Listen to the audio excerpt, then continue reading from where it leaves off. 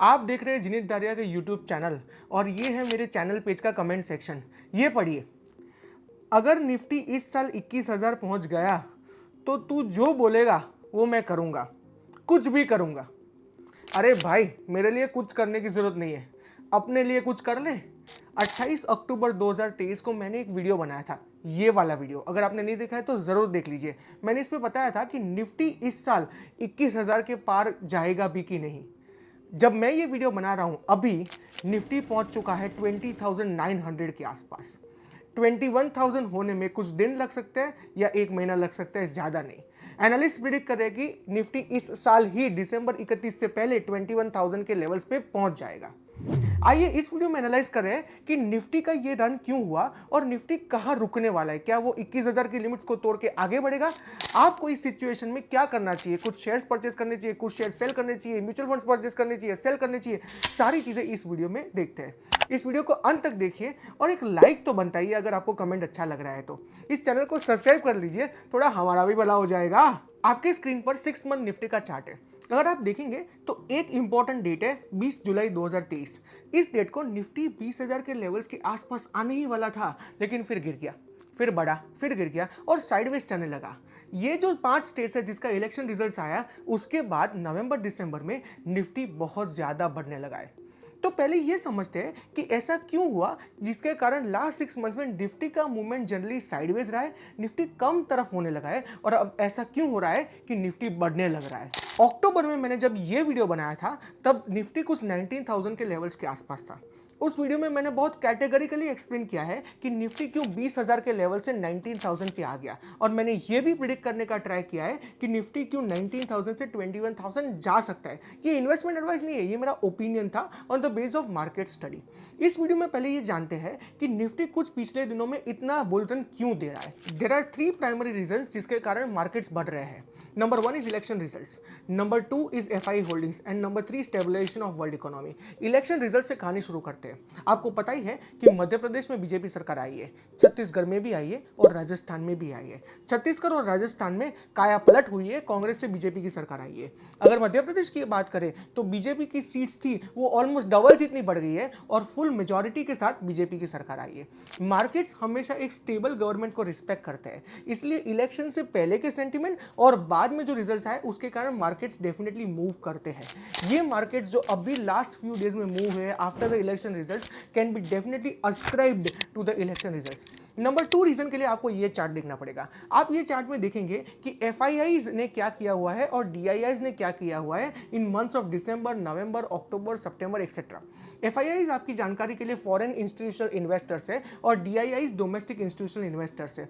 जो बड़े बड़े इन्वेस्टर्स इंडिया में इन्वेस्ट करते हैं from outside are considered to be foreign institutional investors. आप अगर देखेंगे तो माह अगस्त, सितंबर, अक्टूबर में ये लोगों ने नेट सेलिंग पोजीशन, मतलब आपको रेड में दिखेगा, they are net sellers of Indian stocks. उन्होंने इंडियन स्टॉक्स को बेचा हुआ है, एक बेरिश सेंटीमेंट था उन लोगों में ड्यूरिंग दिस सीजन। लेकिन उसके बाद अगर आप नवंबर दिसंबर में देखेंगे तो उनमें एक बाइंग सेंटीमेंट आ गया है, मतलब they are now bullish on, they are going trying to go long on equity stocks. एक छोटा सा कॉन्सेप्ट इंट्रोड्यूस करता हूं कि वो अपने शॉर्ट्स को पहले कवर कर रहे हैं और बाद में लॉन्ग पोजीशंस ले रहे हैं, बट अगर आपको इजी में समझना है तो FIIs are now net buyers, they are betting on Indian economy. FIIs क्यों इतने इंपॉर्टेंट है? They are important because they constitute 20 to 25% of Indian equity markets. तो इसका मतलब जब एफआईआई स्टॉक बाय करते हैं तो डेफिनेटली पॉजिटिव सेंटीमेंट रहता है इंडियन इकोनॉमी में। नंबर 3 रीजन है स्टेबलाइजेशन ऑफ वर्ल्ड इकोनॉमी। अगर आप ये चार्ट देखेंगे तो आपको दिखेगा डब्ल्यूआई क्रूड का chart for the current year 2023। WTI crude shows the representation of oil prices in the world economy. आप देखेंगे तो वर्ल्ड में लास्ट जनवरी के आसपास 68-72 से स्टार्ट होने वाला चार्ट अक्टूबर में इजराइल हमास कॉन्फ्लिक्ट के टाइम पे 90 तक टच होने वाला था और वो बाद में दिसंबर में एट प्रेजेंट वंस अगेन 70 के लेवल पे आ चुका है। मतलब the crude has been falling down. जब भी क्रूड फॉल होता है it is a positive news for Indian stock market because of one very simple reason क्या है? जैसे क्रूड प्राइसेस रिड्यूस होगी वैसे इंडिया जो बहुत सारा क्रूड इंपोर्ट करता है उसकी इनपुट कॉस्ट रिड्यूस होगी और जैसे इनपुट कॉस्ट रिड्यूस होगी इंडिया को पॉजिटिव सेंटीमेंट मिलेगा और मार्केट आगे बढ़ेगा। मैंने एक लूसिड एक्सप्लेनेशन दिया हुआ है लेकिन अभी के लिए ये काफी है। सो मैंने 3 रीजंस आपको दिए जिसके कारण आपको मार्केट्स बढ़े हुए नजर आ रहे हैं। अब समझते हैं कि आपको अभी क्या करना चाहिए। आपको अभी जो करना है depends on what will happen to the markets in future. No one can time the market, लेकिन दो इंपॉर्टेंट चीजों को ध्यान रखने की जरूरत है। नंबर वन इज कि नेक्स्ट क्वार्टर में, मतलब जनवरी फरवरी मार्च के क्वार्टर में, या फिर उसके बाद के क्वार्टर में, मतलब अप्रैल में जून के क्वार्टर में, Fed is thinking to cut interest rates. Fed US में अगर इंटरेस्ट रेट्स कट करेगा, that will definitely a very big boost to Indian stock markets. It will prove to be a boost, क्योंकि जैसे जैसे fade rates cut करता है वैसे वैसे foreign investors find Indian equity to be more lucrative and hence they start investing in Indian markets. और FIIs के बारे में तो आ जानते हो, जैसे वो लॉन्ग पोजीशंस लेते हैं, डेफिनेटली इंडियन मार्केट्स को बूस्ट मिलता है, इंडिया में पैसा आता है। तो अगर फेड रेट को स्टेबल रखता है या फिर थोड़ा थोड़ा कट करने का शुरू करता है in the next first half of the year, definitely Indian equity markets will get a boost. ये पहली चीज हो गई। दूसरी चीज, जनरल इलेक्शंस। अगर आप 2014 और 2019 का डेटा स्टडी करेंगे तो आप पाएंगे कि 6 महीने बिफोर इलेक्शन जो इंडिया के इंडाइसेस थे वो 19%, 11% जैसे बढ़े थे। तो मार्केट ये पहले से देखता है कि क्या एक स्टेबल सरकार बनने के चांसेस है, तो it will take in the appreciation a little bit in the beginning and may be some of the appreciation during and after the results. As a consequence markets बढ़ने की संभावना है, अगर देश में बीजेपी की सरकार आने की संभावना है, बढ़ती है in the next 6 months of the year. तो because of these two reasons there is a probability कि नेक्स्ट 6 मंथ्स में मार्केट जितने लेवल पे अभी है उससे और भी बढ़े। अभी अगर आपने ये समझ लिया है तो आपका क्वेश्चन ये है कि भाई मैंने समझ लिया कि मार्केट्स अभी क्यों बढ़ रहे हैं और मार्केट्स बढ़ने क्यों वाले हैं शायद, तो अभी क्या करना चाहिए। मैं आपको कोई इन्वेस्टमेंट एडवाइस नहीं दे सकता, लेकिन आपको सोचने का फ्रेमवर्क डेफिनेटली दे सकता हूं। आप अगर सिलेक्ट करना चाहते हैं between stocks and mutual funds, अगर आप स्टॉक्स में एक्सपर्ट है, अगर आपके पास टाइम है कि स्टॉक्स की हर मूवमेंट को ट्रैक करें, तो ही स्टॉक्स में जाए, नहीं तो म्यूचुअल फंड्स में आपको डेफिनेटली जाना चाहिए।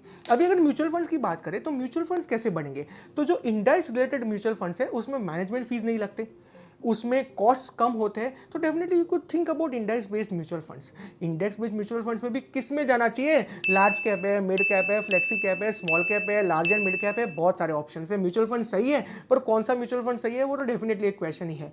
तो आपको एक काम करना चाहिए, you should definitely do one thing, आपको शायद लार्ज कैप में इन्वेस्ट करने का सोचना चाहिए।